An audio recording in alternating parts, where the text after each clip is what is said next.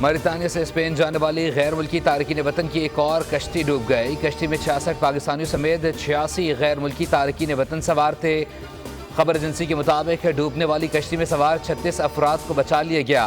डूबने वाली कश्ती में सवार 50 अफराद की हलाकत का खदशा।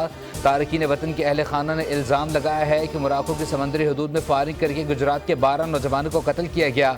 जान बहक होने वाले नौजवान 4 माह कबल यूरोप के लिए रवाना हुए थे।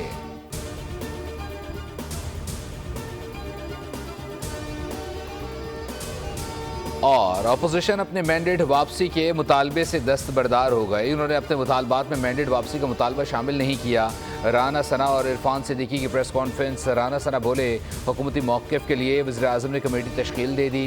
कमेटी जायज़ा लेकर जवाब देगी। PTI ने किसी मुकदमे की FIR या किसी कारकुन का नाम भी नहीं दिया।